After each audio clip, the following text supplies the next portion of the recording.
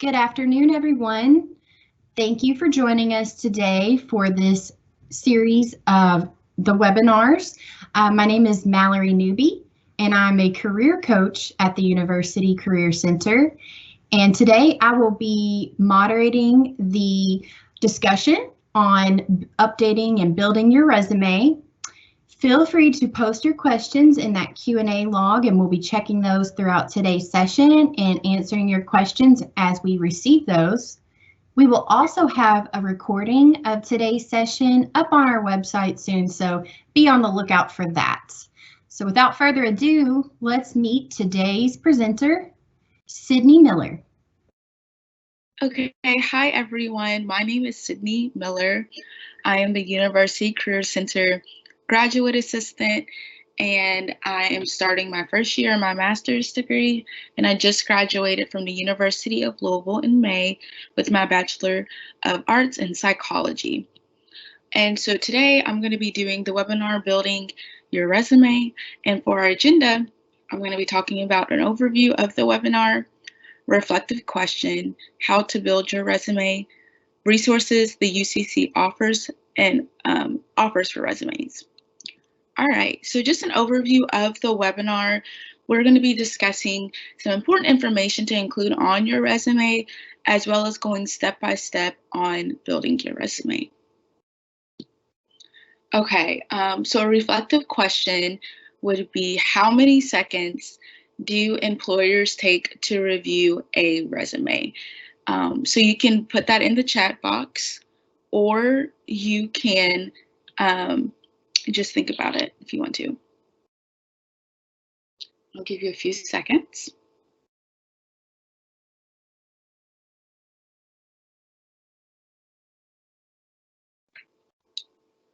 Okay, so on average, it takes an employer about 7 seconds to review a resume. So that's very quick. And so that leads me to my next reflective question. Why do I think it's important to start building your resume now? So it's important to start building your resume now because it helps you as a person to see what experience you have and what future experience you want to gain.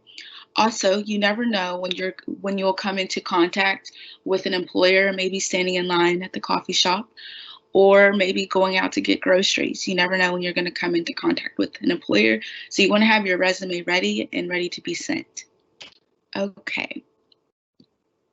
So what is a resume? So a resume presents your background skills, your education, and accomplishments on paper. And resumes are a great way to showcase who you are to an employer without them actually seeing you. So resumes are important. Why? To get because it's important because it can help you to get a job interview. It can help you to apply for jobs and or internships on and off campus. And some student organizations require you to turn in a resume, so that will be helpful for that. It helps you with job searching and prepares you for career fairs. Okay. So let's get started. So I put this slide up here because I've definitely been here as a student. You know, my teacher, or I'm applying for a job, says, hey, like, send in your resume. And all I have on my resume is I'm good at stuff, which I'm sure a lot of people have probably felt that way before. So we're going to talk about what needs to happen on a resume, what needs to be included on a resume. Okay. So next, we're going to go over some do's and don'ts. So some do's for your resume is you want to know your target audience. So as you're, for you to know your target audience, you have to review the job description, which will go a little bit more in depth in the later slides. You're going to want to use black fonts. So if you use too many colors, it can be very distracting to an employer that's reviewing it. You're going to use the same font throughout. So just think about if you're writing a paper and you used all different fonts for each paragraph, that would be too distracting. So that's kind of similar to a resume. And then the font size will be 10 to 12 for the body, and then 14 for the section headings, which we'll talk about later. And then, like I said earlier, 1 to 2 font styles. And then the margins are going to be 0.5 to 1 inch margins, and this is to help with the spacing as well as the number of pages you have for your resume, which at tops you really want to have only 1 page, but sometimes it goes over 1, so half-inch margins will help. So also you're going to want to create your resume on a Word document, but you're going to want to send your resume as a PDF. So why do you need to send it as a PDF? Because sometimes formats get changed and mixed up if you send it as a Word. And so if you send it as a PDF, it will stay the same when you send it. Okay, next we're going to go over some notes for your resume. So you don't want to use a resume template. So like I said earlier, you're going to want to create your resume on a Word document, which I feel is like the easiest way, because sometimes the templates change your format when you send it, and templates are not always correct. And then you're not going to want to list your personal information, so your age, marital status, gender, and hobbies. And then depending on your major, you're not going to want to include a picture of yourself. So more for like the art majors, you usually include a picture of yourself, but for a majority of the majors, you don't. You don't want an employer to have discriminatory biases against you. And then you're also not going to want to use a personal pronoun I, which I'll talk a little bit later as well in our next slides. Okay, and so the next slide is talking about the resume section headings. So this may seem like a lot to put on one page, but it will work and it can work. So the section headings are: contact information is always the first one. Profile, summary / objective, that's optional. The education section, which always seems to be at the top. Work experience, technical skills, additional categories, so campus involvement, leadership, volunteer experience, honors and awards, languages, languages spoken, and professional associations, and then references, which are available upon request. So just a little bit more about the additional categories. So if you feel like you don't have a lot to put on your resume, this is really an important section that you can include, is the campus involvement, leadership, volunteer experience, and so on. And so that provides a little bit more information about who you are and more experience about who you are. Okay, so the first section is the contact information.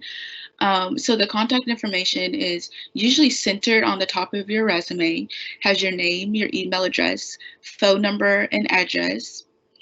And then underneath the contact information section will be your objective.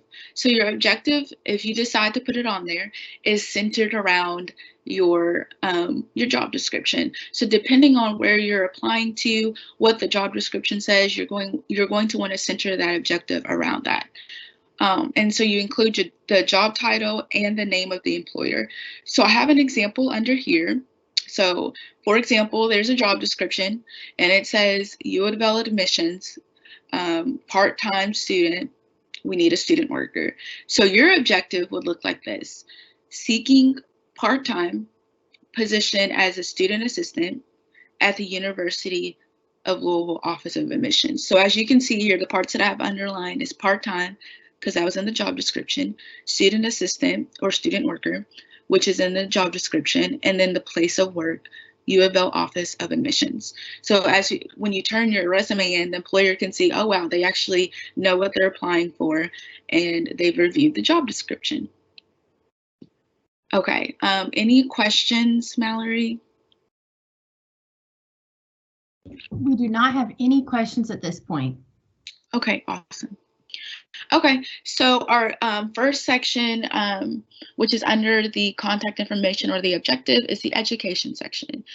So for your education section, it's really important not to include the high school information. So I see this a lot on resumes, which is okay, because I had my high school information on mine as well until I learned about it, not including it. So we try to say no high school information because employers want to see your most relevant information, so which would be your college information. So I will say for the high school information, if it's your first semester coming into college, you're probably going to have your high school information on there, and that's okay because you're probably not going to have too much college experience yet. So you can keep that on there until you start filling in your other sections with your college experience. And then next, you're not going to want to include college universities unless you completed a degree there. So you're going to, like I said earlier, you're going to want to include the most relevant information. So my most relevant information would be University of Louisville. So the example underneath has the education section, how it looks. So you're going to have, as you can see in the bold, underlined, has education. And that's important to make bold and underline because you want your employees to gauge their eyes there. And so you're going to put your highest level of education first. So bachelor of science degree, your major was maybe sociology or whatever your major was, minor, Spanish or whatever your minor was, University of Louisville, and then you're going to also want to include your GPA if it's over a 3.0 or higher. And then to the right of this section is your expected graduation date. So when you put your expected graduation date, you don't have to say anticipated or expected. You can just say your expected date, which is May 2023 or 2023 or whatever your date is. And so this is important to put on there because your employers want to see when you're graduating and that you're making progress to graduating. Okay. So the next section is the summary of strengths. So this is going to highlight your soft skills, which are transferable to any industry. So these are like your people skills. And so some example words you may want to use in your summary of strengths section are problem solver and creative thinking, independent but collaborative, excellent communicator, and quick learner. So as an employer, when I'm seeing these things, I can see that the student that I'm reviewing their resume is a quick learner. They have great communication skills. They're independent, but they're also open to working with a group of people. They work hard, they're creative, and they're a problem solver. Okay, so here are some summary of strengths examples. So this is how it will look on your resume. So as I said earlier, the summary, the section headings are going to be bold, and, excuse me, and they're going to be underlined. So as you're doing your summary of strengths, as you can see right here, I don't say I am able to work efficiently. I say able to work efficiently. So as you can see, okay, it says able to work efficiently, but then it also says like, how is this person able to work efficiently? They're able to meet deadlines as assigned and handle multiple tasks. And then underneath it says excellent oral and written communication skills. So this employer is going to want to know how you have excellent oral and written communication skills. So you could write experience writing effective emails and speaking to small groups of students. So this shows an employer that you're versatile. You have oral and communication skills and you meet deadlines. So great time management. Okay. So this isn't a section, but this is just important to note. The SOAR method, which I definitely suggest that students use when they're creating their resumes. So the SOAR method, SOAR. So S is statement of action. So what did you do? The O is occurrence of action. So how often action occurred or / took place. So daily, weekly, annually. Amount of action, how much or how many. And then result of action. So what were the results? So this is important when you're writing or typing on your resume. I have experience, working in the library, or I have experience as a receptionist. So the employer is going to see like, how do you have experience? It's great that you have, communication skills and you have great oral communication skills, but how do you have these skills? So an example of showing maybe organization or improved how you improve an organization is this example right here. So right here it says the statement of action, inventory, so that's that action verb. How often, daily, how much, 250 plus books, and then what were the results? You improved library organization and patron satisfaction. So as an employer, I can see, wow, they worked with a lot of books daily and they improved the library organization. Wow, I'm going to hire them. Okay. Any questions? I have a question here. So Okay. the question is, should I list all my work experience and how far back should I go? Awesome. Great question.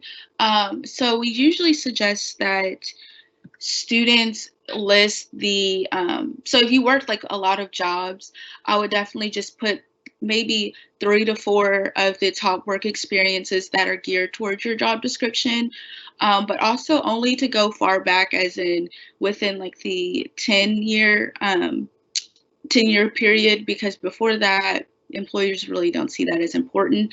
But you also want to put your most relevant experience on there. And then the next question is, I've never had a job, so what information can I include on my resume? Great, great question. So kind of what I was talking about earlier with the section headings, you can incorporate like your volunteer experience or even include like campus involvement. And if you don't have those experiences yet, it's not too late to do those. But also you can include, yeah, like I said, your volunteer experience, and then campus involvement. And then you can also highlight your skills as well. And then as you start to work towards a job, you can start including those as well. Excellent. And also, adding a summary of the strengths and related coursework are good additions as well. So great questions. And just a little bit of addition onto the education section. I should have went over that, but if you do have like relevant coursework, that's important to like note under there. So I know a lot of students that are going applying to like medical school or going more into the science field, they'll write down their relevant coursework so that employers can see that, hey, like the student has relevant coursework and has experience in these type of classes. So that helps the employer to see like what type of classes you're taking. Absolutely. I'll post into the chat some types of involvement that you could also include on your resume. So look for that link in just a few moments. Thank you, Mallory. Okay, so the next section is work experience. So the work experience, you're going to want to list in reverse chronological order. So what that means is you're going to want to put your present information at top and then work your way back. So for example, as you can see, the student had a work experience from June 2019 to September 2019. So say they had another work experience from June 2018 to January 2019. June 2018 through January 2019. They'll put that one underneath it because that it goes in reverse chronological order. And then, so for the work experience, this is a very important section because you're going to show your employers what type of experience you have doing work. So the work experience is like the section heading, and then underneath that you're going to do your place of work, and then underneath your place of work you're going to do your position title, and then city state beside it. So as you can see here in bold, it has the place of work. So say that I worked at the University of Louisville, that would be in bold. So my position title was a student assistant. Where was the University of Louisville? Louisville, Kentucky. And then what time did I work? I worked June 2019 through September 2019. And then so next you're going to list 2 to 4 accomplished statements. You don't want to list too many because you might not have space for that, but also you want to make sure you're highlighting the most important things. So as you can see here, I have accomplished statement number 1, so created 4 PowerPoints. Accomplished statement 2, assisted 10 and up, elderly. Number 3, supervised 20 employees. So as you can see, I'm using that SOAR method again, which is very important to note because employers want to see results and they want to see what you did. And so as you can see, these created, assisted, and supervised are also action verbs, and they're have the ed at the end, so past tense, because June 2019 through September 2019 was last year. So I'm going to use past tense verbs, so created, assisted, supervised. So if I used a job, or if I used accomplished statement from this year or work experience from this year, say so December 2020, I would say create, assist, supervise.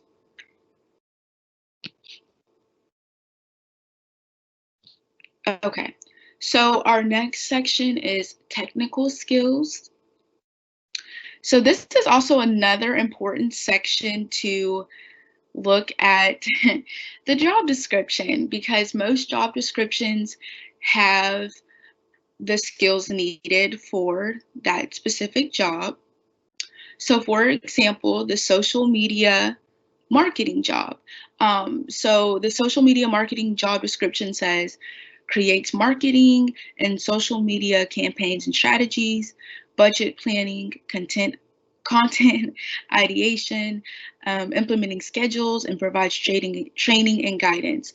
So as you can see from the sample job description, this employer is looking for someone who creates, who knows a lot about social media, who knows about budget planning, knows content, knows training and guidance and collaboration.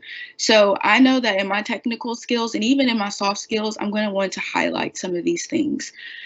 So for technical skills, I had proficient in Microsoft Office Suite. So that's including PowerPoint, Word, Excel. So instead of listing all those, you can just say Microsoft Office Suite. And then Canva, that's showing my creative marketing skills. Google Docs is showing collaboration. So right here it says marketing with team members on social media. And then social media platforms. And you're going to want to put what type of platform. So Instagram, Facebook, Twitter, whatever platforms you work with, because that shows the employer what type of platforms you have experience with. And so this, you don't even have to type out budgeting, planning, or implementing schedules. You can show that through your technical skills of working with Office Suite or Microsoft Office Suite, Canva, and Google Docs. Okay, so here are some sample resumes that I have pulled from that you can also find on the University of Louisville Career Center website. So as you can see, the left one has the objective on it. So it says honors student with proven leadership, seeking for a position for the physicians group. So this is just showing a idea of what your resume will look like. So as you can see, it has an objective, it has the education section, and then it has experience, it has the volunteer, your skills, and activities. And then if you look to the right, it shows, again, your contact information. So first, middle, last name. And then this also provides the LinkedIn information, which is also important to include if you have your LinkedIn most updated. And then you have your education section. As you can see, some of these parts are in bold. So the Bachelor of Science in Sociology is bold. But then also to the right side, it has your expected date and then Louisville, Kentucky. And then also as you take a look on the right side, you can see that all of your dates are lined up to the right. So, you don't want them scattered, every which way, because it will be confusing to the employer, and it shows disorganization. Then as you can see in the education section, it also has the student's GPA, summary of qualifications or strengths.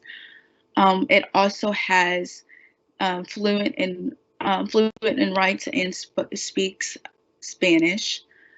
So that's where you can highlight your spoken language. It also has experience, so your work experience, and then also has campus activities and volunteer activities, which are also important to note as well. Hey, Sydney. Oh, yeah. We do have a question on the volunteer experience, so I'll just take a moment to put that in the discussion. Okay. So the student wants to know if they have a lot of volunteer experience, should that be a separate section or should they include that in their work experience? Yeah, so you're going to want to not include that in the work experience. That's going to be a separate section because you want it to highlight only your volunteer experience. Absolutely. And I think too, if it's, community involvement, it's good to kind of show what you've done outside in the community. And also if you've done some leadership things in your campus involvement, it's always a good idea to highlight that as well. So while it just kind of depends on where you volunteered and in what are your roles, I think it is a great idea to section them out like that. Yeah, for sure. And then also, the volunteer experience shows a student like giving back to the community, and it doesn't have to always be on campus, it can be off campus as well. So I want to just like say that for your resume, you can highlight both on and off campus experiences. Okay, and then here are some resources that the University Career Center offers. So as you're creating your resume, we have sample resumes on our website. So you can go to the University Career Center website, go to Career Resources, Student Resources, and then it shows resumes and cover letters, which we have a lot of information on that as well. And then we also have a doc drop program where you can send in your resume after reviewing, some sample resumes on our website. You can send in your resume. We will review it for free. We will review it and we'll give you feedback. And so that's a great way to learn maybe some ways you can edit your resume or ways that you're doing well on your resume. And so we have a lot of resources provided for students about resumes, cover letters, and CVs. And then also you can schedule an appointment with your career coach if you're a graduate student. You can schedule an appointment with your career coach to work on your resume. So you can send that to your career coach as well, or you can work with it with them. And so you can find that on our document drop, which is on the University Career Center website. So there's an undergraduate tab, and then there's also a graduate level tab. So the undergraduate, you'll submit your resume or your document to the document drop program. We will review it and send it back. If you're a graduate student, you will email your resume to your career coach, because each career coach has a specific population that they work with, and you want to make sure that your career coach is going to be able to help you with the specific career plan that you're going into or resume that you're working with. And we do have a question here, and it's about a different kind of experience. So where should I put study abroad or international experience on the resume? Yeah, great question. So for study abroad experience, I would put it under the education section, so you can put it underneath that. Or I have seen like some students put that under the campus involvement if they've done study abroad through campus. And we have a really great resource on our website on some actual examples of how that could be listed. So just as Sydney mentioned, you could put that in your education section and just note where you went and when that was. And also you could highlight it as international study and put a few bullets on there as well. So for example, some of the education majors will travel abroad and they'll teach in different countries. So they like to include some description on what they've done. So be sure to check out that resource in the chat. And then I've also included all of our resource sheets in the UCC resume and CV link there in the chat as well. Okay, thank you, Mallory. So just some more information about some upcoming webinars. So next week, December 1st, we'll have another webinar on informational interviewing, which we will be going in discussion on what exactly this is and how to best utilize it. So we will be doing that next week. And so if you all are interested, please go sign up through the Handshake platform and get checked in and registered. And hopefully we will see you guys next week on that webinar. Okay, and then here's my references. And last but not least, happy Thanksgiving to everybody. I know Thanksgiving is looking a lot different this year, but I hope that everybody has a great Thanksgiving. And if there's any more questions, I will be happy to answer them. I don't believe we have any other questions, but for the student who's having an issue with scheduling your appointment in Handshake, please just email me. I've included my email there to you in the reply, and we will definitely get you in touch with your career coach. But that's all the questions that we have for today. Thank you everyone for joining us. Have a wonderful Thanksgiving, and we will see you next week.